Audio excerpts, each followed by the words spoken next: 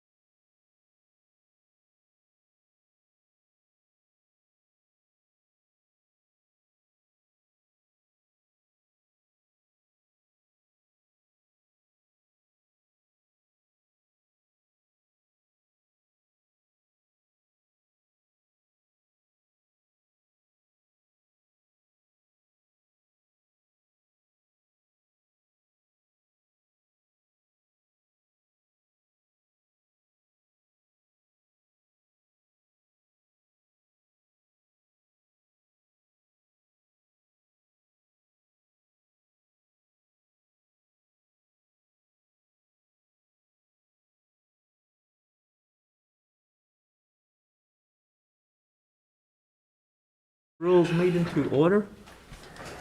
If everybody would stand for the most gracious Heavenly Father, we come to you today to take care of the business of our Cherokee Nation. Dear Lord, just be with us as we make decisions that to better the lives of our people here. Just guiding the leadership, the chief, deputy chief, the council, and the staff, and we just thank you for our health people here, our health professionals here at Cherokee Nation who's going above and beyond and taking care of our people. We just thank you for the veterans who makes it possible for us to self-govern here and take care of all we have here. Just be with the leadership of our country. And we just thank you for the many blessings that you bestowed upon our nation, dear Lord. Guide and lead us in our decision making today. In Jesus' name we pray. Amen. Well, don't Shelley, roll call. Yes, sir. Joe Bird. Ani. Shannon Duncan. Ani. Keith Austin. Here. Charlie Buzzard. Here. Julia Coates.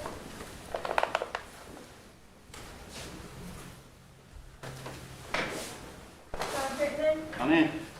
Joe Deere. Ani. Mike Dobbins. Here. Rex Jordan. Here. Darrell Legg. Here. Wes Snowfire. Ani. Dora Petzkowski. Here. Mike Shambaugh. Here. Mary Bakershaw.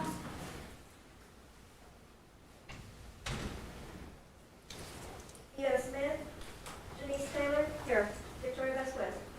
We have a quorum. Okay, thank you, Shelley. This time I'd entertain approval of the minutes. So moved. Second. Got a motion and a second. Any discussion? If not, all signify by saying aye. Aye. All opposed? Okay, moving down the reports, Marshal Service, Mr. Shannon Buell. Good morning. Besides the reports that we have this month, we had a special operations activation up in Nowata County. The undersheriff of Nowata County Sheriff's Office contacted us about an armed and barricaded gunman that was in their area. They had surrounded. We activated our team and went north. It was peacefully resolved. I think Nowata County was pretty pleased with the work that my guys did up there.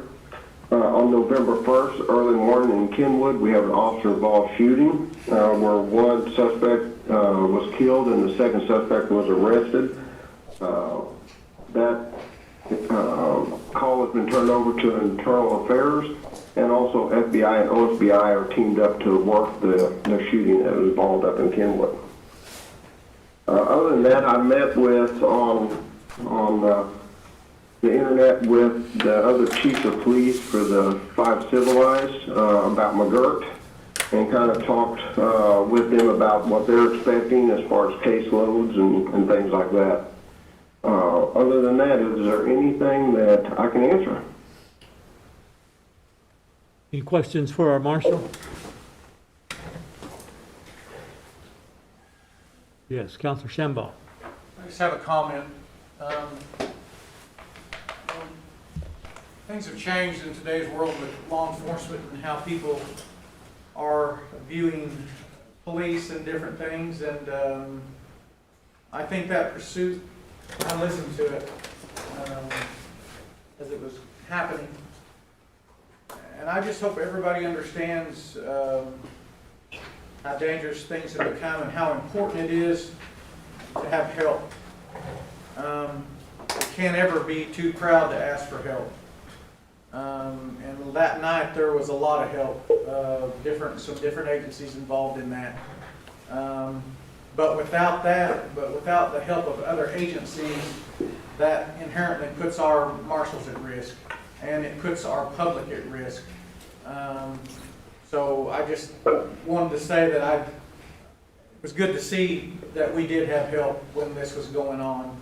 And even my agency was standing by in case it came our way. We had 3 officers ready to help. So I think that's why you guys have been so successful, is even the United States has allies and has help. There's countries have help. You just don't do things by yourself. And I just think we need to remember that, that we need to do whatever it takes to keep our citizens safe and the public, but also our workers and our marshals safe. And they did a good job that night. It's unfortunate and it's tragic, but this world is changing, and I just think we need to give them the tools to be successful. Thank you. Comments there? Yes, Counselor Duncan. Marshall, when we have, I should know this, and I'm sure we do something, but when we have an officer-involved shooting, those officers, I assume, are probably put on leave. Yes, there's an entire process for officer-involved shootings. At the scene, we take the officer's firearm, whatever firearm he used or she used to do that. We give them a backup firearm so they're not there without protection. We then transport them to a hospital. In this case, it was South City. They do a cheek swab for alcohol, and they do a urinalysis for drug testing. They also check if there's any issues with bloodborne pathogens, any of those things that might need to be treated at the ER. And then that officer is transported to where they need to go, either home or they stay at the hospital, or whatever that case may be. They're put on admin leave for the start of an investigation. That's paid by us, so it doesn't count against their vacation. It doesn't count against their sick leave. It's for an administrative process. We always go to an outside agency when we have an officer-involved shooting, depending on where it's at. FBI and OSBI are working this one because of the issues with McGirt going on. They wanted both entities involved in that.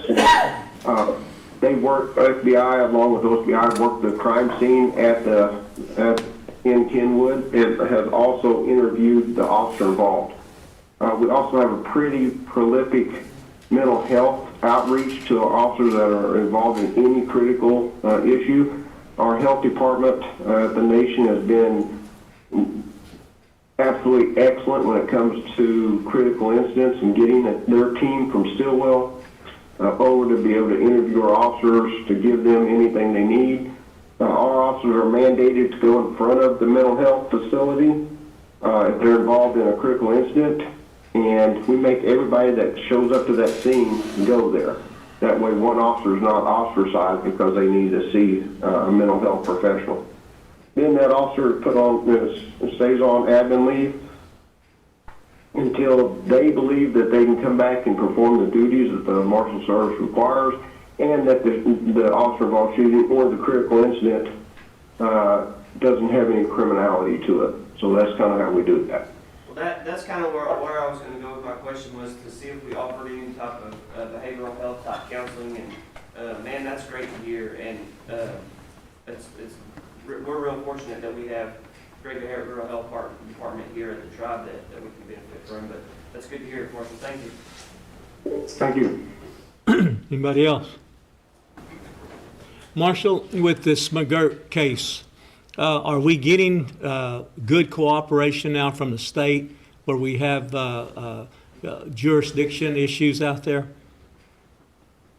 Yes, we've always had, at the Marshal Service, we've always had a good working relationship with our state partners. To be honest with you, the past 20 years I've been here, and it's not because of me, it's because of the agency and the tribe. We always try to reach out to our partners, to be good neighbors, to assist. This officer-involved shooting on the 1st of November, it started as a state call out of Delaware County, and it ended with our officers being involved in a officer-involved shooting. So we've always had really good relationships. The caseloads and the crimes that are getting ready to hit us once our reservation is put in status is profound at the least. I just ran the case numbers. This month we had 28 cases at the Marshal Service. In comparison, the Creek Nation for the month of October had 1,337 calls for service. So you're looking at a profound shift in the call volume. We had 2 arrests in the month of October. The Creek Nation had 88 arrests in the month of October. We had about 28 cases generated in the month of October. The Creek Nation had 413 cases generated in the month of October. So those are profound changes in the way that we're going to conduct business once it hits us. Anybody else?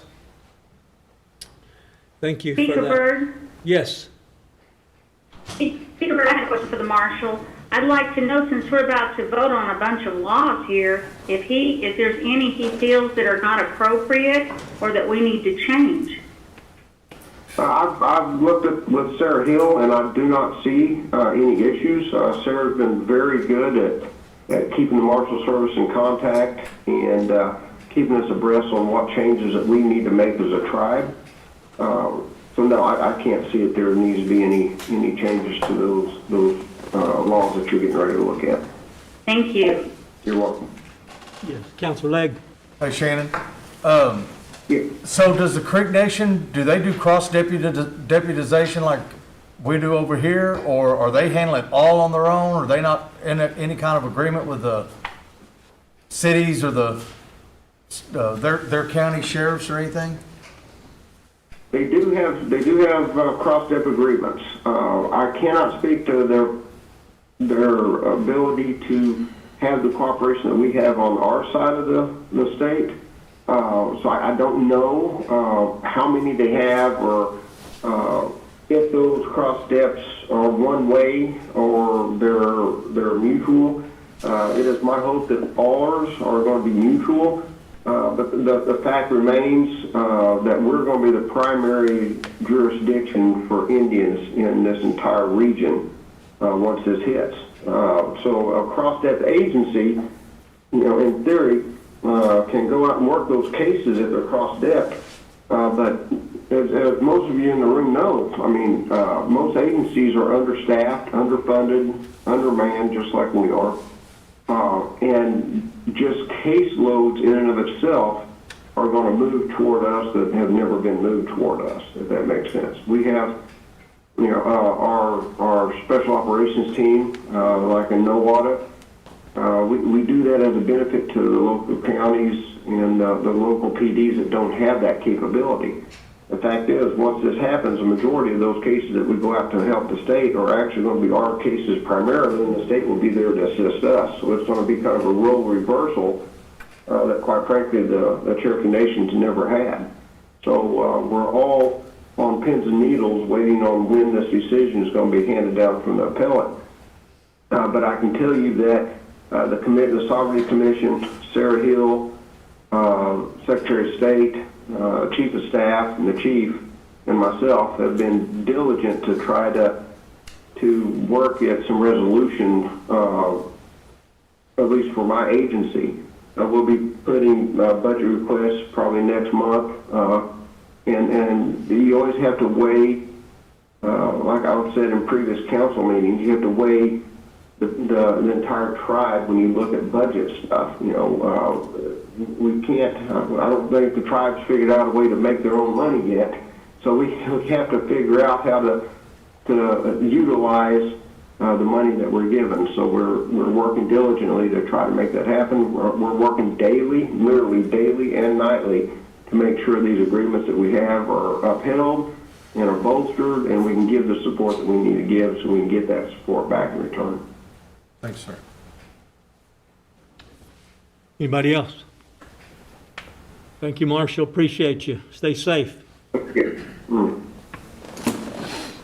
At this time, Office of Attorney General, Sarah Hill. Good morning. Morning. I have a short report today in deference to your schedule. We've been continuing to work primarily on McGirt and the Sovereignty Commission issues that are related to that. There have been 4 new decisions issued in the remand cases. So as we've discussed previously, the Oklahoma Court of Criminal Appeals remanded a lot of cases back down to the district courts to consider whether the Cherokee Reservation was established, and if it was established, if it was ever disestablished by Congress, and to ask the district courts to do some legal and fact-finding as into that regard. And they've done that. So 4 more, we've already had decisions in 2 cases, 4 more came back last week, and all of them found the exact same way that the Cherokee Reservation was established and that it has never been disestablished by Congress. So we are batting 1,000 on those cases, on those issues, which is what to be expected, because there's really nobody arguing the other side. There just aren't a lot of arguments on the other side of that.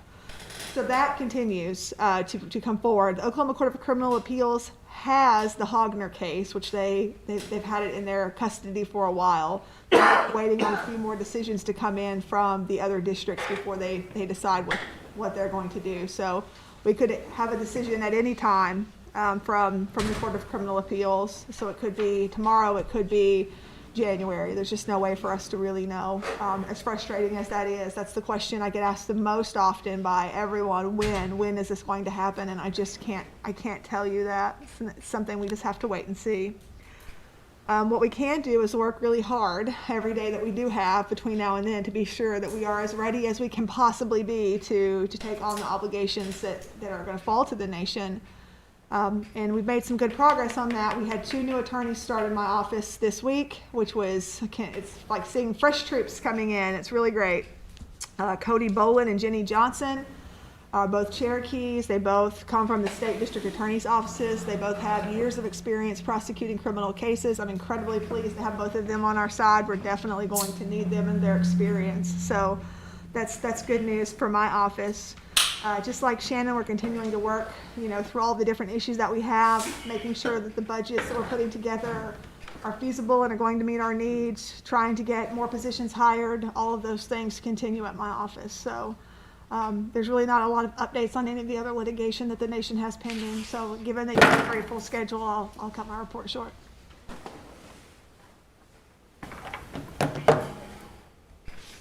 Okay, any questions for Sarah? I have one comment. I followed last week, we received the McGirt ruling there in Muskogee Federal Court. I'd like to commend Sarah for having one of our former employees there, attorneys, Courtney Jordan, was the co-counsel of that, a very historic. So I'd just like to commend her and for the good training that you gave her here at the Cherokee Nation. I wish I could take more credit for her legal skill. She was quite good when she got here, and we were proud to have her with our office while she was here. I did tell she was co-counsel in the McGirt case at the Eastern District of Oklahoma. She's been a special assistant U.S. attorney paid by the Cherokee Nation working on Indian cases in the U.S. Attorney's office, and she was able to get him convicted, and justice was done in that case. And I'm quite proud that she's a Cherokee and that she's doing that fine work. I did tell Brian Keister, the U.S. Attorney for the Eastern District, that I was going to stop sending him my good people if he kept trying to hire them away. But I understood the impulse, and I think that it's definitely going to be a good thing to have Cherokees prosecuting cases that occur on the reservation, even at the United States level. There are benefits to that. So yeah. I was quite proud of that accomplishment as well. Yeah, she has a bright future. Okay, anybody else? Yes, Councilor Legg. Okay, so Sarah, I'm just going to use Sequoia County as an example. We have because I get calls all the time, people asking me, should I go to the McGirt docket or should I just let the state handle it? Now that I think they're about 150, maybe 200 deep on a certain docket that if you're Cherokee, you're gonna go to this docket. Do you know, or are you in communication, are these for post-conviction relief orders? Are these to see if the feds are gonna charge or if we're gonna charge them? So I think there are dockets, and this is something that's important for the council to probably appreciate. In every county, there's this never-ending stream of criminal charges that are being filed, right, in every county. And those are getting set in front of them. People come in to plead guilty, pay their fines, or to set it for hearing, depending on what the circumstances are.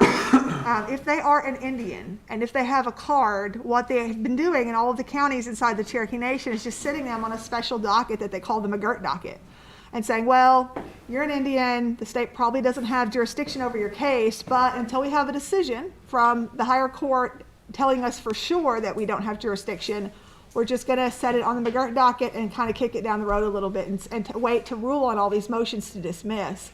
So there are hundreds and hundreds of cases just building in every county where these people have been put on these McGirt dockets, and the judges appear to just be kicking them off until some point in the future. They like I think that the Oklahoma Court of Criminal Appeals will probably rule in the next few months. So they'll just kick it out another month and wait on that. So when the decision comes down, all of those hundreds of cases, then they'll say, okay, we're going to have hearings now in all of these cases. We're going to dismiss 150 cases today in this county on this docket.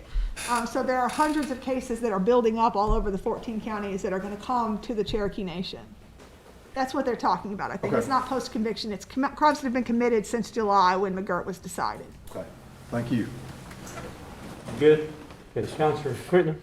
Yes, there, so we've got the potential to get a whole lot more cases. That's for sure. So do we have any plans, or it's on the table, to maybe have to build a big old jail sometime? So detention is definitely an issue. I mean, we pay for detention. Right now we have contracts because we don't have any more criminals, so they're under different jurisdictions, right?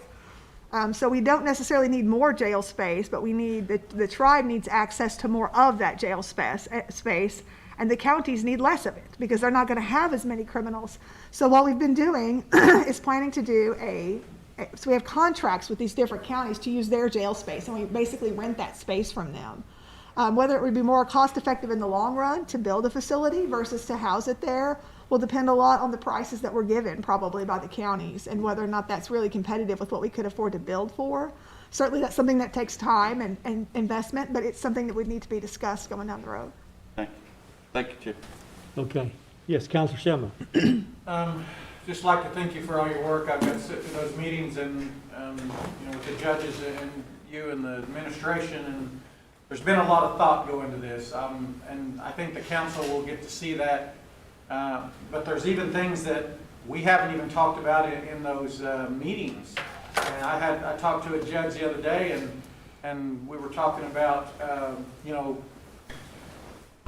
things to do instead of incarcerating people. And, you get into drug court, and she was asking me, said, well, what about, I have natives in drug court who have completed 3/4 of it. So what happens then? Are you going to work with us to make sure these guys, just don't quit and they have to start over because they put in their time and they've done good? And I said, yeah, I think that's going to be the big thing that we are going to have to do, because we can't penalize our Cherokee people who have went above and beyond to stay out of prison and done what they were supposed to do by going to drug court and staying clean and passing their UAs and things like that. I mean, there's so many things like that in this, that there's just layers everywhere. And we haven't even got in that because the immediate threats that have to be done is what's being addressed. But even after what they're going to talk about, there's just branches of things that come off of this with juveniles and detention facilities and just all kinds of things that we're going to inherit. But it is very daunting, and you're going to see it. And I hope, I don't know. It's a difficult task, but I think that we are up for it. But we can't be afraid to ask for help. And I know that that's kind of a rough thing to come up about sovereignty, and if you ask for help, you're losing your sovereignty. Well, I disagree with that. I think we are exercising our sovereignty by asking for help. If we can do it by ourselves, by all means, you know, it would be great, but as you'll see, this is going to be a difficult thing to do by ourselves. But again, thank you for everything you all have done in this matter. It is, and am I correct? If Hogner was to be affirmed tomorrow, basically, that is our McGirt, and it would start tomorrow, basically, correct? I expect that's correct, yes. Okay. Okay, good comments. Anybody else? Thank you, AG. Appreciate Thank you. you. Gwen Terrapin, you have a report?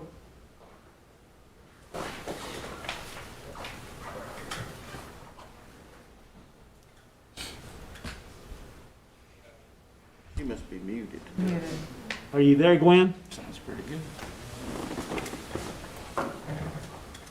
Which one would sound like that? No, she had a mute.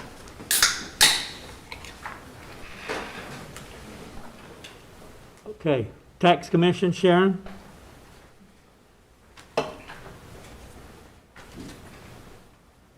Sharon Swepston, are you there?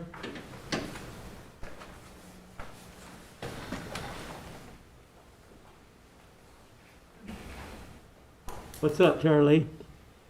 Sir, Sharon is connected. I think she must be having a little bit of problems on her end. Okay, Same with Gwen. We can see Gwen up there, so Yeah. I'm not sure. yeah, she takes a good photo, but we just can't hear her. I can try to get with Sharon and see if we can get her connectivity issues corrected if you'd like to move on and maybe revisit. Okay? All right, Gaming Commission, Janice Purcell?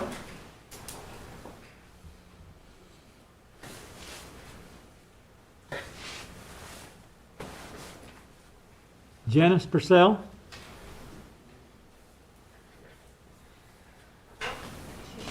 We may have to run them back through orientation, Carolee. Janice? Can you hear me? Yes, loud and clear. Okay, I was muted. So I submitted the Gaming Commission report, and also, on that report is that graphic licensing regulations, but to determine if we are doing correctly, and only fingerprinting people that are key or pin and are paid by the student. So that's going to be on 30. So that is what we're working on. Increase the fingerprint, which would be passed on to those employees, from $22 per print to $600. Get that, Joe? Bits and pieces, you have to be a code talker to get some of this down. You do have a little experience there. This is real difficult. Anyway, Chief of Staff, we'll try to improve upon that. We are good code talkers, but this is real difficult. All right. Human Resources, Alana Castile.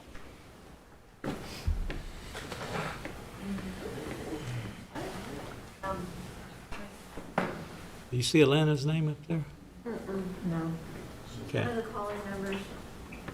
Yeah, nobody, a lot of them. Okay. Alana, are you there? There, Lee, you're up again. Hi. This is becoming a common occurrence, Mr. Speaker. It appears that all of the ladies that you've called on that have chosen to call in rather than attend from their computers are having connectivity issues. Seems to be a WebEx related problem because they're not muted on our end and they're not able to speak from their end and you be able to hear them. So if I could take any questions, and I apologize for the inconvenience. Any questions for Tara Lee? What I'd like to do is like we suggested yesterday.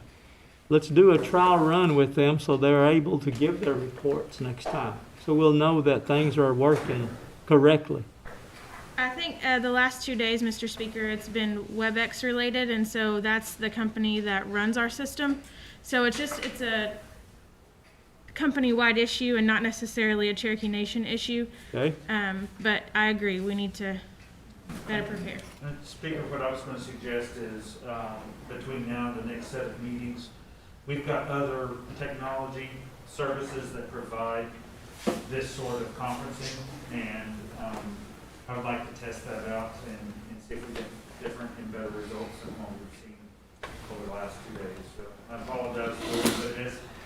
As Terry Lee's excited, that connectivity issue is, it's a hosted service, and we have licenses to provide this, just like we have others, and I don't think we've seen the same results with others. So I'd like to try that out and make sure we get better. Okay? I apologize. It's okay. Counselor Buzzard, did you have a comment?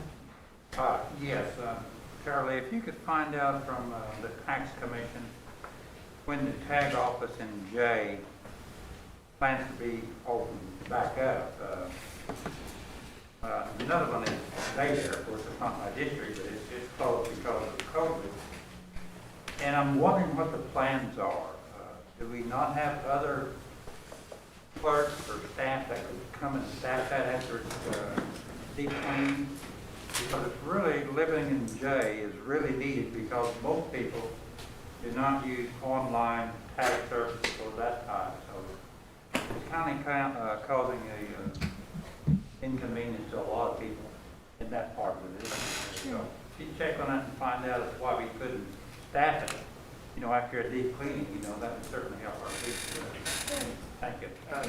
If I might, so the challenge that we're having with the tax commission is we had 2 out of 3 positive in one of those offices, and then we had 9 individuals that worked in 4 different offices that had exposure to one another without masks, and that we had to quarantine. So we still have people in quarantine and people out in other offices. And we did look at the option of trying to staff that, but unfortunately, we just had so many that were either positive or in quarantine status that we had to make a decision. So we were very close and are very close to possibly having to close others as well. But hopefully, we're hanging on until we can get those offices open back up. So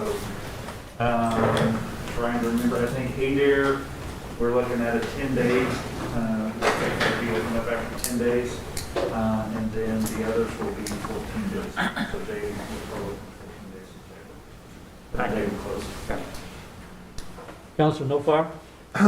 On the tag offices that were closed down, the employees that were sent home to quarantine, are they getting paid leave while they're at home having a quarantine, since we told them that they are not to be in the office to work? I believe that's a chief of staff question, so I'll scoot over. I think for us to discuss that any further, we probably have to go into executive session. Well, so, yeah. Well, then I'll talk to you offline on that when we're done here. Yeah, that'll work. All right, perfect. Appreciate it. Thank you. Appreciate it, Speaker.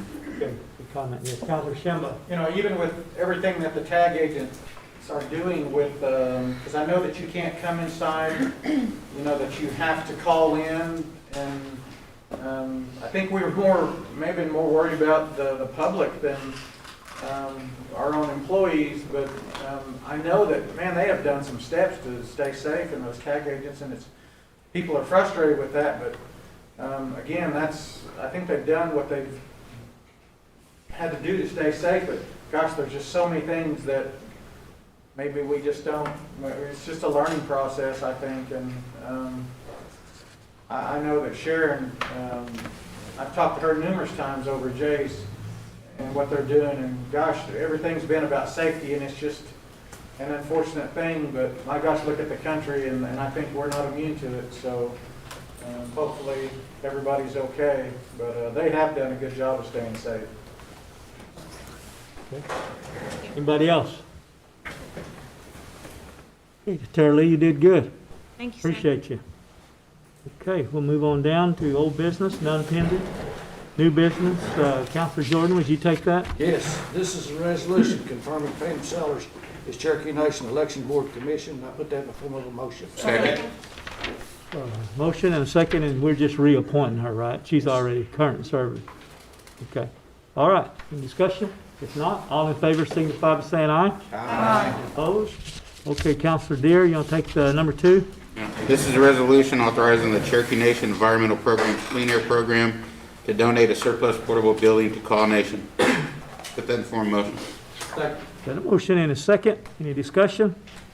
If not, all in favor signify by saying aye. Aye. All opposed? The ayes have it. Counselor Austin, would you take number 3? Yes, sir. This is a resolution expressly agreeing to jurisdiction and authorizing a limited waiver of sovereign immunity of the Cherokee Nation in connection with the Sac and Fox Juvenile Detention Facility. I put that in the form of a motion. Got a motion and a second. Any discussion? Yes, Counselor Buzzard. Yeah, what is this for? Can somebody tell us? We're going to have Attorney General explain that.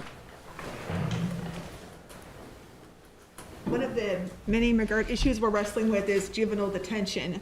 Juveniles who commit crimes cannot be detained over a long period of time with adults. And if they are detained with adults, they have to be supervised very carefully.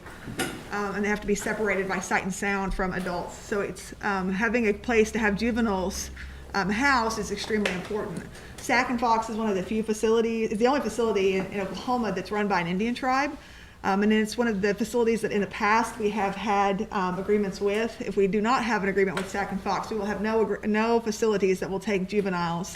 And I can't tell you how problematic that would be. So we've got a history with them. We've always had good relationships. And so this is not a new contract for us, but in order to enter into a new agreement with them for this term, we're going to need a waiver of sovereign immunity. Sarah, did you say we've had this relationship for a long time? Yes. Because I vaguely remember doing this back even the late 80s. Yeah, they've had a facility for a long time, and they take tribal kids, and so we've had a good relationship with them. It's kind of a long haul over to that facility, but we have utilized them in the past. Okay. You all right, Councilor Buzzer? Thank you, sir. Yeah. Okay, anybody else? Okay, we got a motion and a second? Is that right?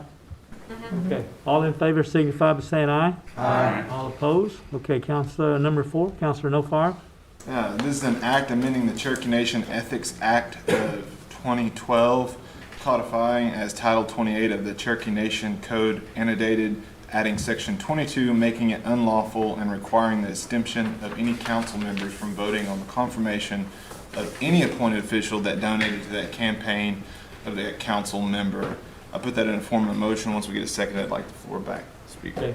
Okay. Got a motion and a second. Discussion. Right here. Okay.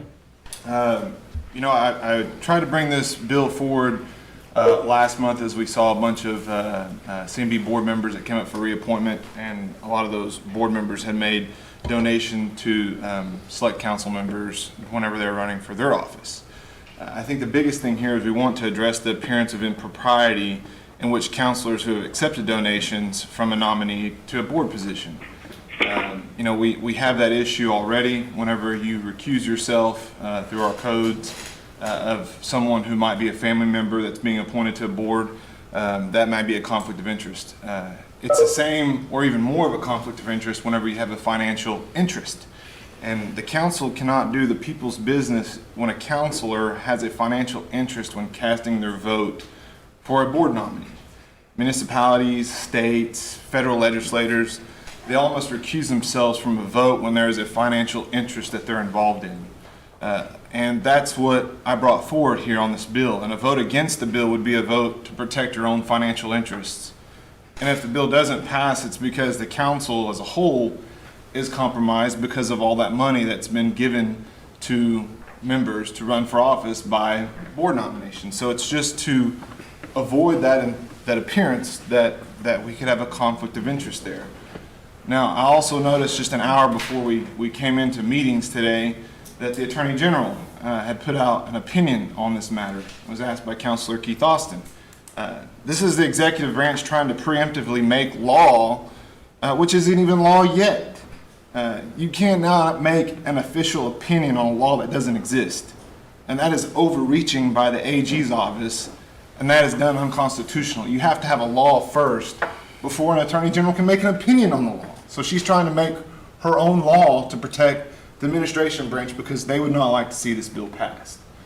I think it's wrong if we are going to coordinate efforts to make votes so it doesn't pass or protect each other's interests. I think this is something that has been long overdue to protect the interests of the citizens, because that's what we're here to do. We're here to vote on their behalf and not be controlled by money that's helped us get elected into these offices. And I think this would be a great bill. It'd be a good step forward into making sure that there's transparency to our citizens on what we're doing, what we're voting on, and it would not restrict you as a council member from casting a vote except for the ones that you have financial interest on. And I think that would be a fair point, that if you received money, just to step back and say, I can't vote on this because I do have a financial interest. And I think that's a very noble thing to do as council members. And with that being said, I'd like to hear for any other further discussions from any other councilors. Appreciate Point it. well taken. Councilman O'Fara. Anybody else? Over here to my right, anybody? Anybody to my left? Yes, Councilor Deere. First of all, I would just say, Councilman O'Fara, I've never received any money as far as that. And you're talking about businesses and stuff. Before the election, indirectly through your business, and I'm not wanting any answers back, there was a time during your supporting and the fightings, we've all been there, that you had thousands of dollars, not the $1,600 or whatever it was that people got. And you can verify that or disagree with it. But, do we say that was a bribe since it was before that? If not, just letting people know there is other ways of getting money. So that's all I have to say. Thank you, Speaker. Okay. Anybody else? Back to you, Councilman O'Fara. Follow up on Councilor Deere's statement. Yeah, obviously I was sponsored by the tribe. It was something that I was very proud to do. It was something I was proud to be a part of, to help orchestrate it, because it never been done before. We just watched Ryan Dirty retire from his career. The council approved to help make those efforts to get him support. Same way with one of our great elite bass fishermen, Jason Christie. I think these are right steps that we can do. However, none of those people that were involved in that came through a reappointment or a nomination or anything. And in fact, it's contradictory. I ran against a lot of the negativity that I was seeing from people that had supported me in my career. So I think that's kind of a humorous remark about my own personal career and the people that had supported me on it. But I do get where you're coming from, which is sometimes you have business relations in which you may have a financial interest in. And if I was to have a financial interest in that, I would need to recuse myself based on this law that we could pass. And I think that's something to be said. Appreciate it, Speaker. Okay. Anybody else? Julia. Yes, Councilor Coates. I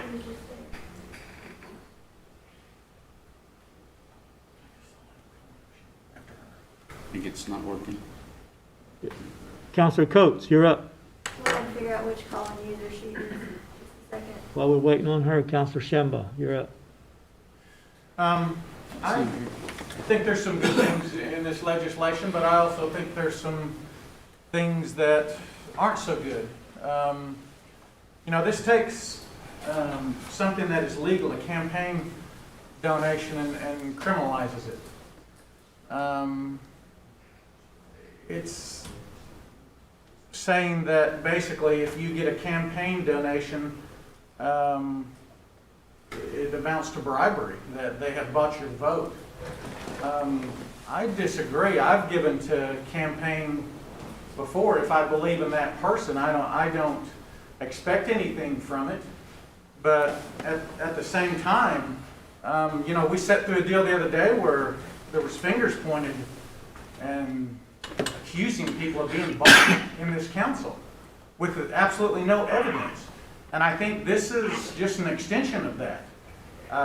I don't believe that. I didn't hear any evidence whatsoever that was happening. Just because somebody gets campaign money doesn't mean they're bought. And that's upsetting to me to to see this in an open meeting with a camera with no evidence. Absolutely no support whatsoever to say that you are being bribed. I don't care for it. And I don't think it has any place in this council because it's a slap against those people who were accused. And if we can just say anything that we want to say, and it's okay, man, I just don't like that system.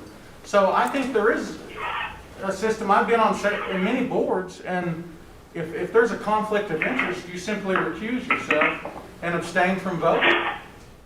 I mean, if there needs to be, if this needs to be looked at further, which I think it does, but down the road, let's look at it and let's discuss it more and shape it better where it doesn't criminalize everything. Because that's just putting everybody, if you take a campaign contribution, you're being bribed, and that's just not how it works. So, but I do think we need to look at it. We do need to do something with it, but I think it needs to be toned back from the criminalization that this shows. That's just my opinion. Point well taken, Councilor Shambaugh. Good words. Yes, Councilor Vasquez. Joya is on board. Yes, we'll go back to you. Councilor Coates, you're up. Thank you. Can you hear me now? Yes. Yes. Okay, great. Thanks. I'm glad some people are speaking up because I have read Mr. Brown's opinion, I have read Ms. Hill's opinion, and I did want to hear comment from other people. I did want to hear discussion, and it wasn't happening earlier. So I'm glad that it has begun to happen now. I really respect Councilor Shambaugh's remarks that he made just now. And I think that the point was made in one of the opinions that I read that there is a presumption that as stewards of the people's business and the oath that we take and everything, that we have a responsibility to behave ethically. And I think that most of us do, and most of us have throughout the existence of the tribal council of the Cherokee Nation. I think that the infusion of lots and lots and lots of money into our political systems, and maybe the last 3 elections in particular, is of concern. And the increase in those expenditures seems in large part to come somewhat, at least, from people who do business with us, either in our personal capacities or outside of the Cherokee Nation, or as part of the Cherokee Nation. It comes from people who serve on our business board in particular, it seems. And I completely understand why this is a growing concern for the constituents of the Cherokee Nation.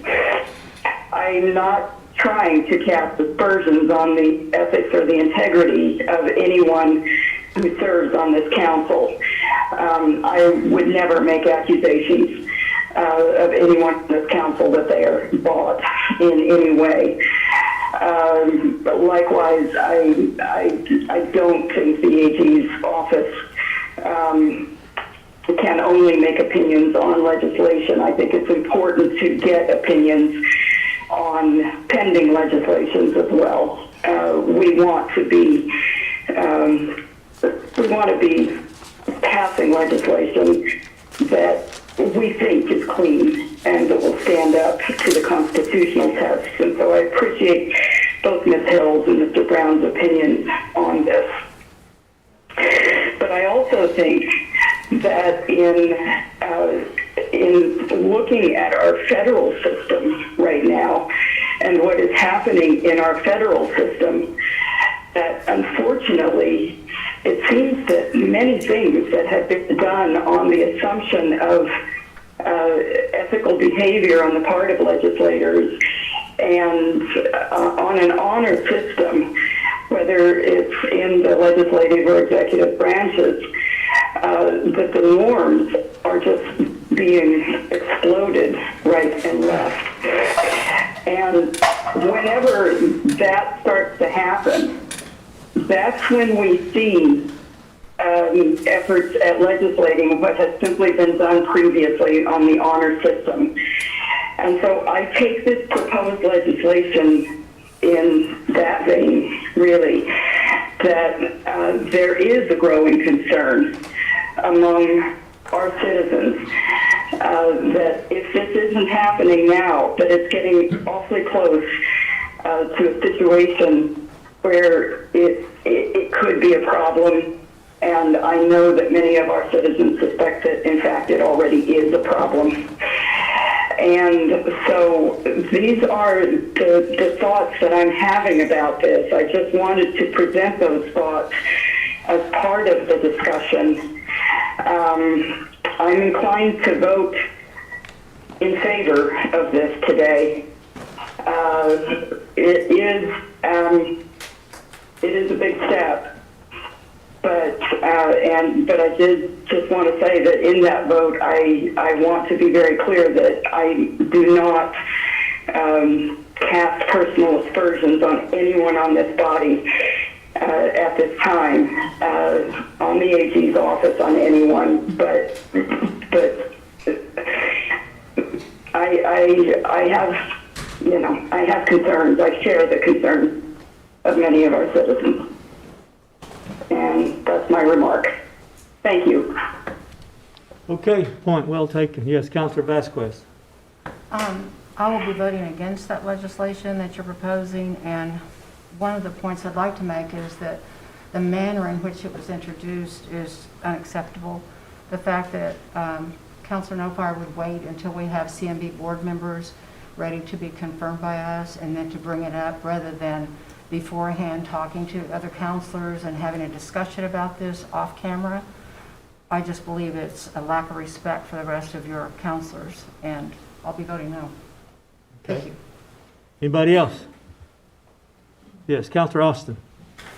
I believe that this act has the potential to set a precedent that could lead us to making it a criminal act to advocate for our constituents, literally. I have constituents who literally have given $5 to my campaign. I have constituents that have donated of their time, they donated of their talents, they donated by bringing a box of donuts to my campaign office on a Saturday morning before we went out and volunteered for the day. I've had constituents who donated their space for our for office to be used at a discounted rate. I've had all these acts are something of value. Now, if I, in turn, at some point, advocate on this person's behalf for a tribal service, if I assist this elder who brought a box of donuts, which I have done, to get $400 of elder's assistance through the Cherokee Nation, have I done a criminal act? It is literally setting a precedent for that level of accusations. I find that something that is basically criminalizing going out and building support in your communities, building support amongst people. I don't own this seat that I sit in. I am proud of the number of people that contributed to my campaign in the past. I'm proud of the coalitions I've built so that I could get that financial support for my campaigns in the past. I am not up for election again. I'm term limited out. But I look back and I am proud of the coalitions I've built. I'm proud of the work I've done in my communities. And I'm proud of the advocacy I've done for my people. And I will not be supporting this bill today. Okay. Anybody else? Councilor Buzzer. I guess I'll be supporting the bill, but I wonder if anybody on this tribal council knows why there was $1,638.33 donated to several council members, the exact numbers. Do we know why that is like that? Because usually people donate different denominations. You know, it could be 1,500, or it could have been 1,200, it could have been 1,300, or $5. But why, let's ask the question, why were they all the same amount? Did somebody get together and say, okay, let's make this donation, we're all going to donate this amount of money? Can anybody answer me why those were all the same? So I'll be supporting the bill because of that. I don't, if it was 1,200, 1,000, 500, then it would be a different story. But this is blatantly somebody getting together saying we're going to give this much money to these council members. So that's the reason I'm going to be supporting the bill. Thank you. Okay, Councilor Legg. For the record, I did not receive $1,600 from anybody, but I have a guy named Lyndon Emberton that gave me $20, and he's with the RCIF community, and I've probably given them $15,000 since I've been elected, and we've done a lot of good things. And am I a criminal because he donated $20 for my campaign? I don't dig it either, you know. Maybe it should all be looked at, I don't know, but I'm just saying I'm not going to support it. Okay. All right, give you one more chance to my right. Does anybody want to have an input before we get down to the voting here? Okay, to my left, Councilor Deere. No, I didn't have anything. Okay, Wes, we'll give you the final. The final say. I just want to make sure that Councilor Legg and Councilor Austin, you're not confused about what this bill does. It doesn't stop you from taking a donation and still helping out your constituents. It doesn't stop you from taking the donations from the Vian Peace Center or whatever, from someone who works there, and then not being able to give to them. All it merely does is it keeps you accountable from refusing to vote for a board nomination, because those people are going to receive a financial job out of it. They're going to be the CNB who's going to be in charge of $1 billion. That's a lot of money, a lot of gadoogie. It's a lot of bread to be able to control also other aspects, the executive donation branch and those things. So it would just recuse you from being allowed to vote on that board member. But as far as helping out your community and your constituents, you have no worry about that recusing you. And as far as Councilor Vasquez goes, I'm sorry I upset you on the way I introduced it. The reason why I introduced it that way is because it was alarming to me when I looked at the board members, as I do all my due diligence in looking at who's coming forward. I didn't know years ago that they were going to be reappointed. I just saw it come forward on my desk, so I started looking at why they were being reappointed, and when I seen the contributions amount to a very specific number to the penny to select council members, it was a concern that there might be a big, well, if not an appearance, there is a issue of CNB getting involved in our tribal governmental affairs, and that needs to be a separation there to best uphold our accountability in the way we vote. So, but I appreciate you giving me the floor back one more time, Speaker. I think this would do the best job of voting it for our constituents. Sure. Well, council members, you have a right to present your legislation here. That's what we're here for. May not always be what you want or the majority wants, but that's why we're elected. We appropriate and we legislate. Councilor Deere. Councilor Nofar, based on what you said, if those CNB board members just randomly gave everybody $20 or $5,000, whatever it is, then everybody would have to recuse themselves, and then how would we get people nominated on the board? Well, it clearly looks like something's wrong if a board member's giving $5,000 to everyone here to make sure that they get that reappointment. There's no, that would be, I mean, it's a far-fetched, outlandish idea, and to be able to argue against this bill in that manner is just childish. Well, I was just saying if everybody, I didn't say just the 5,000, you only caught part of it. I'm saying if it was 20 or 50, 100, that, I mean, not a limit. I mean, it could be a small petty limit too. Yeah. I'm just saying, is that what I'm trying to, it's your bill, I'm asking you directly if that's how it's working. Yeah, that's exactly how it works. Okay. But also it works in the manner is that if someone here in the majority of the council is taking money from them, they become compromised because they're taking money in possibly exchange for a vote of confirmation to that seat. So it's about transparency we're trying to give our citizens. Okay, that's all I got. Thank you. There's a possibility it could be exchanged. Okay, Councilor Shambaugh. Well, I have to disagree with that because, you know, you're talking about transparency. Well, there is transparency. I mean, everybody knows what's donated to the penny. I mean, it's posted on your financials. Everybody knows it. So, you know, if it was being hid, I could understand where there would be more concern about it, but, and then to say you're being bought over $1,600, I mean, I support people who run for office for my own reasons, mainly because I believe what they believe in. I believe what they support because we have the same beliefs. That's why I donate to certain people. Now, I don't give a ton of money, but I donate what I can if I believe in them. And I would like to think that it's no different here in that I am posting what everybody gave to me.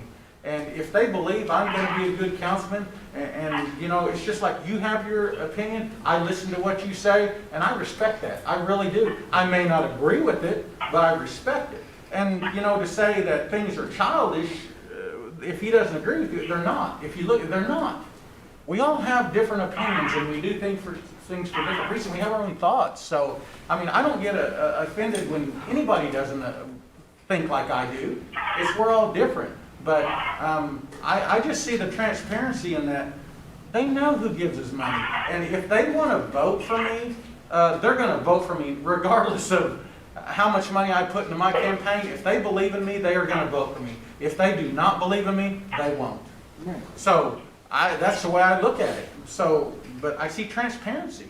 There is, because you wouldn't have known about the 1,600 if it wouldn't have been. It's merely just a vote that's being casted for those nominations. So if you give money like you gave money to, you know, the things that you believed in, if they then appointed you to a board in which you're getting paid for, that's the appearance that you gave money to get that board position. And that's the appearance that would be drawn by citizens. And that's what this would avoid doing that by making it something that we would recuse ourselves from voting. Well, I think just like I said, like any other board, I don't like the criminalization part of it. I don't like that. And if you're gonna have a conflict of interest, you simply need to abstain. I think it's just as simple as that. Because to infer that something is wrong when you do not know that something is wrong, but you say it in public and you have no proof of it, I can't support that. I can't. So. Good point. You know, what I would prefer is had this opinion after we had passed legislation.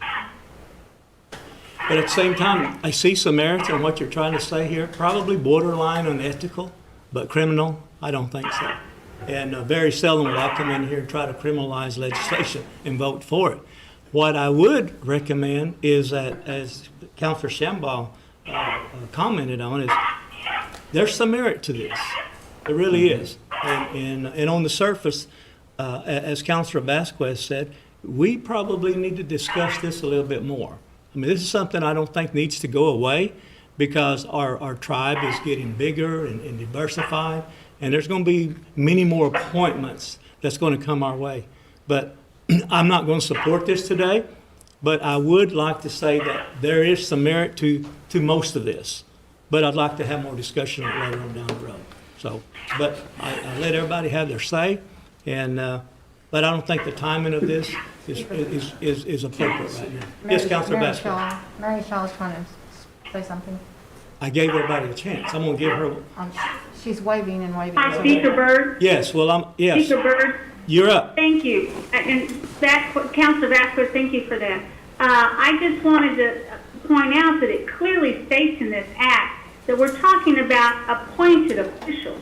We're not talking about the people who serve you donuts at your campaign. We're talking about an appointed official. And I will be supporting this today. As someone who refused every donation offered to me when I ran, I have to say, this very example of what you all are talking about is the reason I didn't want campaign donations. I wanted to never give the picture that I would be bought by a vote. And I was blessed to be able to do that. I'll be the first to say it. But I will be supporting this today. Thank you so much. Okay. All right, we have a motion and a second. All in favor signify by saying aye. Aye. All opposed? Aye. Get a roll call vote. Roll call vote, Shelley? Kaden Duncan, No. Rex Jordan, No. Darrell Legg, No. Wes Redlight, Yes. Dora Petzkowski, No. Mike Shambaugh, No. Mary Bakershaw, Yes. Leanne Smith, absent. Janice Taylor? No. Victoria Vasquez? No.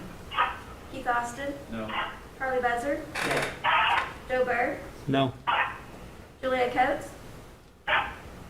Yes. Sean Crittenden? Yes. Joe Deere? No. Mike Dobbins?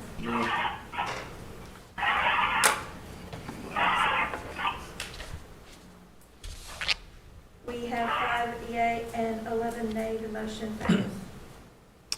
And council members, this is something that we need to look at and to have your input and maybe put your recommendation on there, as Councilor Nofire did. And maybe we can come up with something that's suitable for everybody. Okay, moving on down, Councilor Taylor, would you take number 6? Number 5. Number 5. This is an act amending Title 21 of the Cherokee Nation Code annotated and declaring an emergency. I put that in the form of a motion. Second. Got a motion and a second. Any discussion? If not, all in favor signify by saying aye. Aye. All opposed? Councilor Shambaugh, would you take number 6? This is an act amending Title 22 of the Cherokee Nation Code annotated and declaring an emergency, and I put that in form of a motion. Second. Got a motion and a second. Any discussion? If not, all in favor signify by saying aye. Aye. Okay, number 7, Councilor Paskowski, would you please take that? An act amending Title 47 of the Cherokee Nation Code annotated and declaring an emergency. And I put that in the form of a motion. Second. Got a motion and a second. Any discussion? If not, all in favor signify by saying aye. Aye. Opposed? The ayes have it. Number 8, Sovereignty Report. We have Honorable Judge Bartow, and we have Judge Garrett with us today.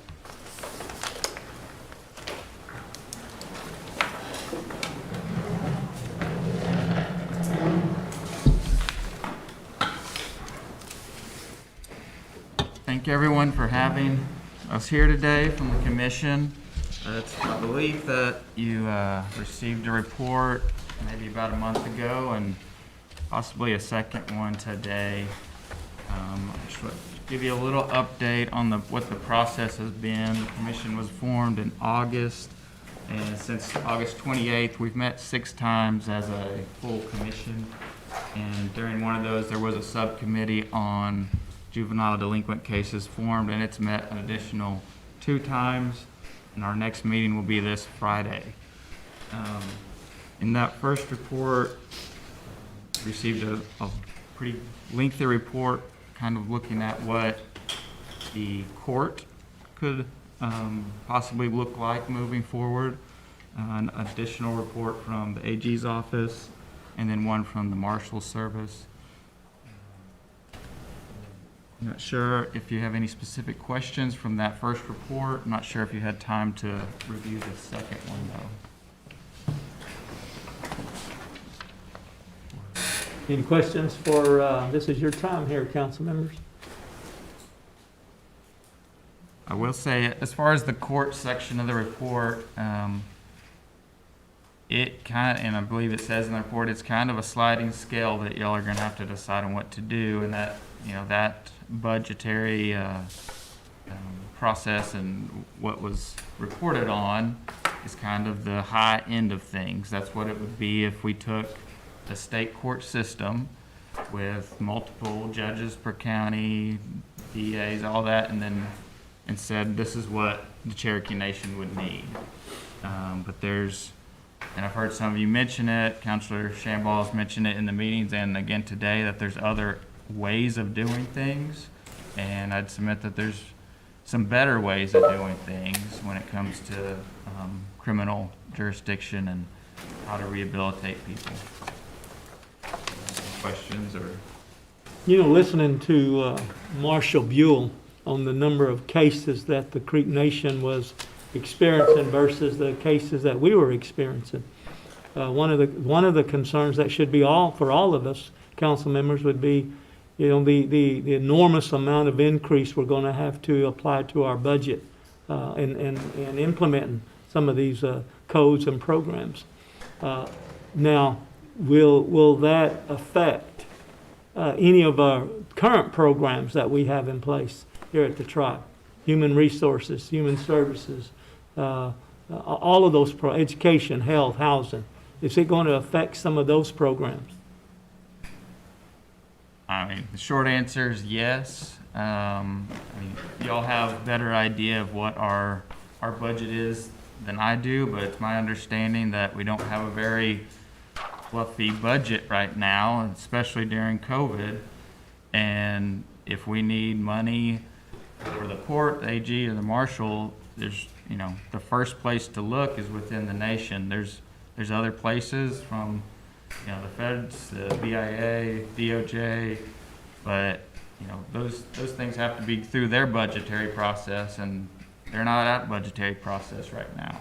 So right now, we need to kind of find out how to pay for this. And I see Treasurer is on the line also. She may have a comment on that. Okay. Counselor Critton. Yes, sir. I hadn't had a chance to look at that, just briefly. Where does that touch on truancy? Truancy from schools? Yeah, I've got I know Kanan and I, hear from our good judges around home, and the chief, when he first started this RRR thing, he started talking about technology, and he talked about, the elders. Man, then he threw truancy in there, and, just another sign of him listening to our different areas. And I was so happy, and I've just seen it recently, that it's starting to, they're starting to fill those jobs, and I'm so excited. But my guess is, that what you're talking about will ramp it up even more. Let's say a judge, instead of just banging the gavel, sending them out. Like in Adair County, we had the truancy program where that advocate would help them and just come in. And so anything touching on truancy is kind of what I'm asking. I don't think there's anything specifically on truancy, but there's a lot of things in the report that would touch on it.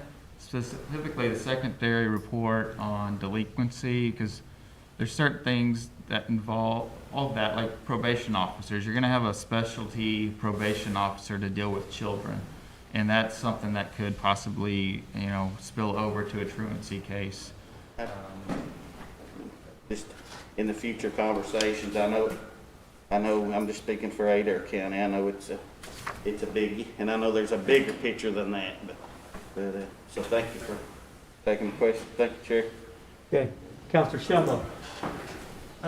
First of all, I'd like to thank you for all the work you did. I mean, you always kind of headed things up, and you kept everything together through this whole thing, and I'd like to thank you.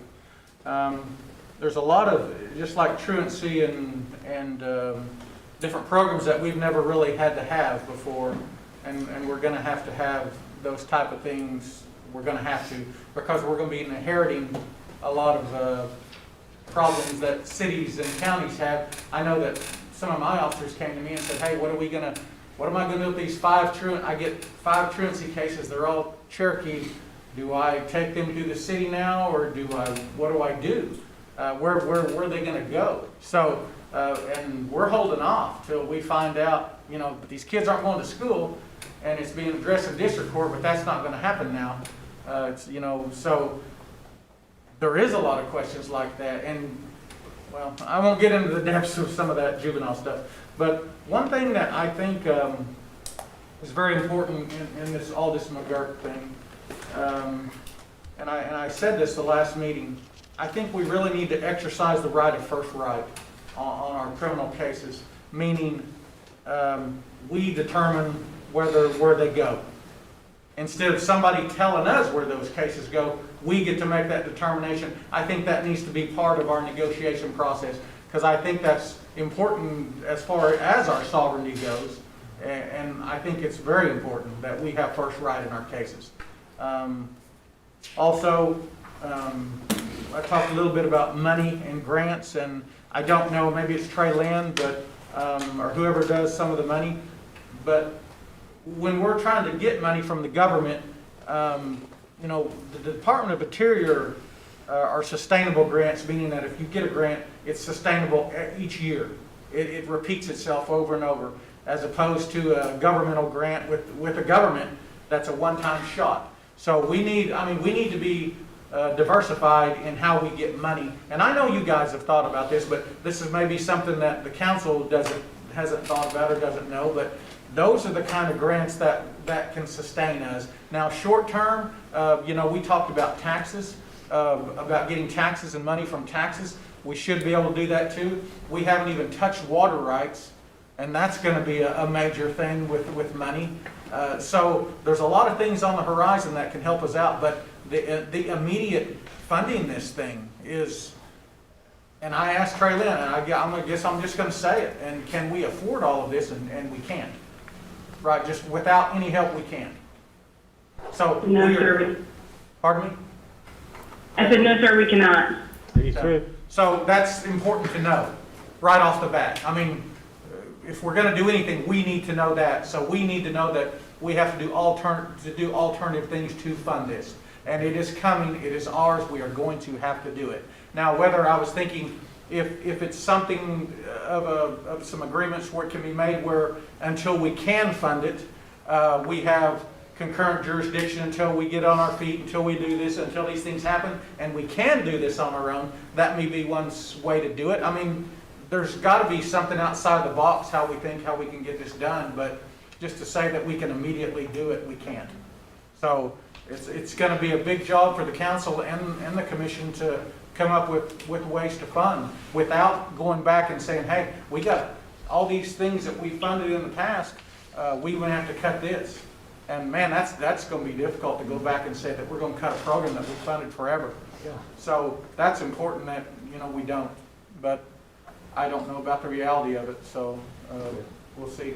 Good point. Councilor Taylor, you got any comments? Well, just that having sat in on the commission meetings, the enormity of this whole thing is just overwhelming. And it is my understanding, correct me, General Hill, if I am wrong, but these compacts that we have made or agreements that we have made have kind of a timeline. This is not a one and done thing. We're going to do it this way forever. This is a way for us to ramp up to what we're going to have going forward in light of McGirt. Am I correct? Well, right now there are no, at this point it's going to be an on and off situation. There isn't any agreement, there isn't any mechanism that we can use to enter into agreements to give the state concurrent jurisdiction for any period of time. So right now, when the court makes its decision, all of those cases will come to the Cherokee Nation and no one else will be able to prosecute them. And just to give, it's in the report, and I encourage people to have a look at the report. But in Cherokee Nation in the last year, I think my office prosecuted, in 2019, prosecuted 62 criminal cases. Now the marshals, of course, investigate a lot more cases than that, but a lot of those goes to the United States because they'll take those cases to the USA and have them prosecute them. So in the tribal court, we prosecuted, I think, 62 criminal cases in 2019. So I got the data from the state. They track all kinds of criminal data, and I just pulled the counties, which are part of the 14 counties, and then looked at those offenses, which are the more serious offenses, and saw which ones of those, based on the data that we have about our own citizens, how many, just Cherokees, not even looking at other Indians, but just looking at Cherokees, how many cases would there be? And by my look at it, and this is using my lawyer math, I'm not a mathematician, but just using the data that we have, I would estimate that there would be 5,856 offenses in the Cherokee Reservation in 2019 that we would have been exclusively responsible for prosecuting. And that's just including the Cherokees. That doesn't include the other Indians that we would also have jurisdiction over. Members of the United Kituah Band, members of the Creek Nation, all the other folks that live in the 14 counties. That is a tremendous number, a tremendous change in the number of crimes. And that doesn't even include things like traffic offenses, DUIs. That only includes the more serious crimes, assault and batteries, rapes, those sorts of cases. Some of those more serious crimes the United States could take, but I do not know how many of them they will take. And so I have to expect that we need to be prepared for the majority of those cases to be tribal cases. Another number that's in the report, if you haven't had a chance to look at it, and this is in the first report, is the number on detention. And I have in there the numbers of what the detention costs were. So for 2019, Cherokee Nation spent $23,940 on detention.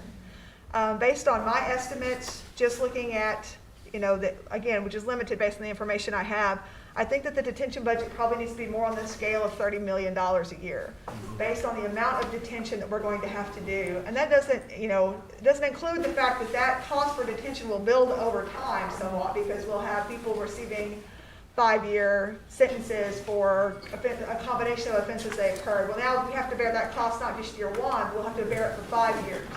And so we'll begin to see that number, we'll eventually get to a point where it's very steady. But that's going to be quite a steep increase that the nation's not ever had to be prepared for before.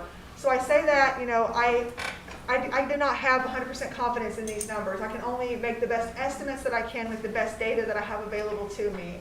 And that's I'm having to make some guesstimates and all of that. But I had to give you I had to give the treasurer some kind of numbers so that she would know, okay, Sarah, what do you really need for 6 months? How do you put that together? And so those are some of the questions we've been wrestling with, trying to answer for leadership so that we can make good decisions about what we need.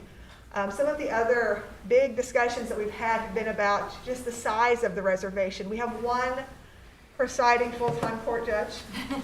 We have one part-time judge. The Cherokee Reservation, we have one court.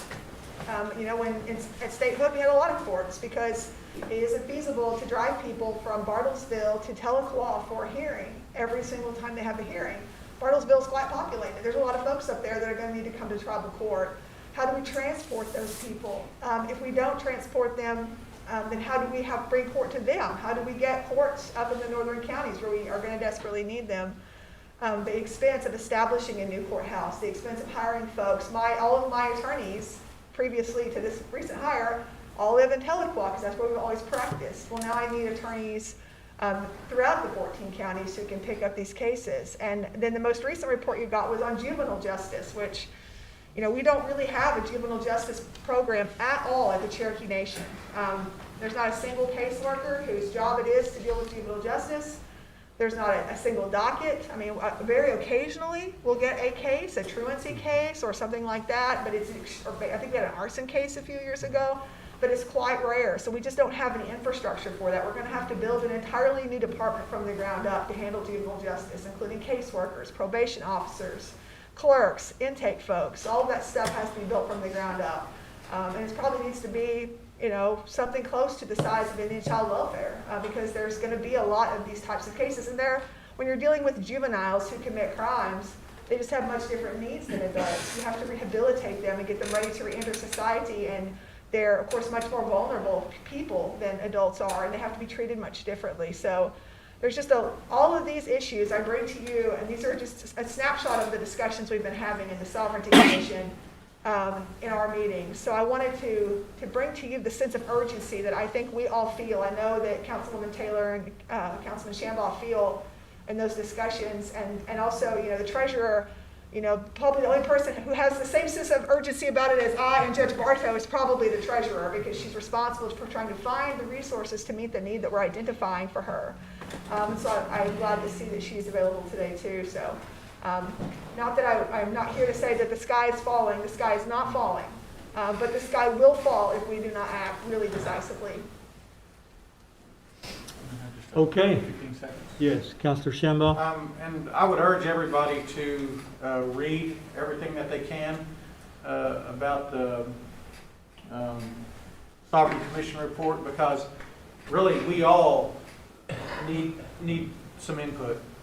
I mean, if you got input on how things can help, if you can think outside the box on giving the commission an idea how to think of something that they didn't or what we haven't, I think it's important that we need to hear from everybody how we're going to do this. But you really need to educate yourself on this, because, and me and Janice had talked about, it's so important that this goes in front of the council before anything happens. So the council is informed and the council gets a chance to put in input, because it's a whole nation deal. And she's talking about, we don't have courthouses and things, and ideas like leasing courthouses in different counties has come up. And I've even talked to some in Delaware County, and the judges there would be willing to work, with our judges, for them to come in, and make time so we can use their courthouse. They're willing to transfer their drug court people to us when we get it going, but for us to recognize the work that they have done to stay sober and clean. Those things, I think people are willing to work with us. We just need to give them every opportunity to. So, but if you get a chance, and boy, if you got some input, man, we'd love to hear it. Councilor Legg. Maybe, in lieu of building gigantic detention centers for juveniles, maybe we can look into doing level E group homes. Those are really more positive and structured environments, more affordable. Staffing was one thing, but it's just not such a inmate mentality. Because I'll tell you, Sack and Fox is a rough place. If you've ever heard, I just know it's a rough environment to be. But if that's something that we could probably look into doing, and I'm talking not for murder cases, but for things that we need to get a grip on our youth and more structured environment of different things. People Incorporated Southall runs a top-notch level E facility, and I was fortunate to work there for a few years, so maybe that's something we could think about doing as well. I really appreciate that comment. And in the report, you'll see it details the juvenile justice report that you received today, I think. It details the kinds of different services that the state has. They have group homes where kids can really be in a much more natural kind of environment. Detention is not the right answer for most cases involving juveniles. They have treatment facilities, secure treatment facilities where juveniles can't just walk out. They have to stay and they receive the treatment that they need. And all of those things are necessary to run a juvenile justice system, but I can't access those homes. They're state homes. And there's no mechanism for the tribe to place children into these facilities that are operated by the state. We don't have a contract price for that. I don't know that the state has authority to let us access those homes. I can get a contract for Sack and Fox, so that's what we have. But there's certainly no shortage of challenges in dealing with all of this, and that's one of the challenges that's flagged in the report, is that we don't have access to the types of homes that are really considered necessary to run a juvenile justice program. I will say, I have to talk good about OJA, who does the juvenile justice in Oklahoma. They have been incredibly helpful to me. They have sent me data, they have shot me ideas, they have contemplated every question I've asked them and given me great answers, and I've really appreciated their partnership on this. They've been very helpful to me trying to put together this report. Good point, Councilor Legg. Yes, Councilor Deere? Two separate things, sir. The federal ruling on that store in Okmulgee, they wanted a federal ruling on that. You're familiar with that case? How long do you think it will be, and how would that affect us? The second part is, I know we're doing like some of the lease with other jails and stuff like that, and I've heard in some of the counties that they are starting to gouge some of the tribes when the normal price is around 33 to 45. But what they're doing is taking that money. If they're trying to charge us $58, they're going outsourcing it out farther. So I just didn't know if we had ran into that part of it as far as doing those. That's all I got. Well, I think I can address both of those. The first one, that lawsuit is really a pre-McGirt issue. That facility is on tribal restricted land or tribal trust land. So it was on what we would call pre-McGirt Indian country. But it is an important case in that it deals with sales tax and who has authority to impose sales tax. I'll definitely be watching it carefully to see what happens in that case. For a long time, the tribes have talked to the state about the need for a sales tax compact, and the state has never been interested in any such thing. So it could be that ruling helps move them toward the idea that this is something that's necessary. Yeah, the tribe charged 6.1 or something, and the state was at 10. Right. On that one. But yeah, that was that. On the other issue, the gouging is sort of interesting. Yeah, the gouging issue, those contracts are put together by the Marshal Service. And we've had contracts with several of the jails for a long time, and most of those jails that we've always contracted with have been, very similar rates to what we've always paid there. A lot of the other jails I'm definitely saying, the price isn't higher than what we would like, and that sometimes not all of the services that go along with that are being put in with that program.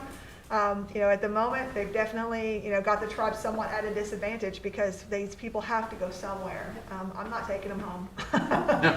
So we have to find the bed space for them somewhere, and they know that we need that. But on the other hand, if their cost of us housing them in facilities via contract is too high, then it makes sense to maybe do some construction. So they may push the tribes into having to construct jails that this region really doesn't need, to avoid paying those higher prices. So I like to think that once cooler heads, and there's still a lot of emotion around this, which is hard to maybe people to understand, but there's a lot of people who feel very personally attacked by the decision in McGirt. People who have worked in those counties for a long time, they just don't want to deal with the tribes. They don't think they should have to. And I'm not saying that's most people. Most people, I think, are happy to work with the tribes, and the nation's got a good reputation. But there's a certain percentage of folks that just don't want to do this. They don't think they should have to do this. And it's going to take some time for us to win some hearts and minds, and for people to understand that this isn't something, it's something we're all going to have to live with. It's just, it is what it is. Yeah, that's the way I was looking at it, as, maintenance old machines or buying new ones. That's why, if you guys are looking at that part of the game. But yeah, that makes sense, so I'm good with that. Thanks, Vic. You good? There's a vacant Muskogee detention facility that just recently closed. You might want to look into. Might be an opportunity. Yes, sir. Yes, Councilor Buzzard? Yes, and I think, at least I see this as a long-term solution to become the fruitation, so it's not going to happen next week or the week after. I think it's going to be long-term. But the proposal that the State Attorney General has put out, will it have any effect on what we're trying to do if it gets approved in Congress? So if the Attorney General's, what he's put forward is that this idea that legislation could authorize compacting for criminal jurisdiction, which would be similar to the ICW agreement that the 5 tribes have entered into with the state. So on an Indian reservation, the tribe has exclusive jurisdiction over all children in custody. So the state doesn't have jurisdiction over any of the Indian children. They all have to go into the tribal custody on the reservation. We just didn't have the homes available. We don't have the resources to just flip a switch and then put all of these children into tribal custody. So we entered into agreements with the state to say, all right, we're going to need these. We want the opportunity to come in and take these cases. If we decide we want them, the way Councilman Shambaugh raised, a right of first refusal, if that case is something the tribe wants to take, it's in a position to take it, then it can. But if it doesn't, then it can stay with the state. And that was the agreement, the ICWA agreement that the tribes entered into. Something like that for criminal jurisdiction, which would say maybe, for non-Indians who commit crime on the reservation, that the state can have jurisdiction over them who commit crimes against Indians. Because that's one of the concerns that I have is Indians who are victims of crime from non-Indians. So if a non-Indian commits a crime against an Indian, the tribe can't prosecute that case, nor can the state, because the victim is an Indian. Only the United States can prosecute that crime, mostly. There's a few exceptions. But ordinarily, only the United States can prosecute that. So a tribe can maybe enter into agreement that says, well, we're going to leave those cases with the state. We want the non-Indians to stay under state jurisdiction so they have more resources to address it. Those are the sorts of things that could be possible if you had the ability to enter into a compact. But that's not something that we have any capacity to do right now. It would take federal legislation to do that. So would it be helpful if you had that legislation? I think that, and the report speaks to that. The report speaks to the fact that if there was an opportunity to do something like that, it could be helpful to the tribes. Anybody else? Yes, Councilor Crittenden. There, I mentioned it last time. Was there any talk about raising what we were able to send to? Is there any more conversations about that? That would be another thing. That would have to be federal legislation. I'm sure there are people talking about it. It's not something that I've heard a lot of buzz about or anything. Probably wouldn't need to if the federal government is guaranteed to take every murder case, now, is that a guarantee that they will take every murder, or? Well, they get to decide what they want to prosecute. Is it possible that they wouldn't take one of those? It's possible that they wouldn't. And then it'd land here. Right. And we can only sentence them to 3 years. Right. That's especially possible with cases that are being dismissed now by the court. So if someone's been in, if they committed a crime, let's say they committed manslaughter, and they received a 20-year sentence, but they've served 6 years of that sentence, and then they file a McGirt motion. The United States probably cannot prosecute that person because of statute of limitations issues. They can't file a case that they could have, that, you know, it's been too long and they can't now file it. And so in those circumstances, there may not be any federal prosecution available, and although the tribe may be able to prosecute it, we have the limitation that we have under the Indian Civil Rights Act. Man, I feel inadequate to all the law people here, but that just, to my hillbilly brain, I mean, if it bounced back to us, and if I was a member of one of those families, you know, that had some crimes committed against them, man, that's where we gotta beef up too, right? I mean, and I assume if there's a whole lot of those things that, you know, the one that's already incarcerated, then they come to us. There are going to be a whole lot of them.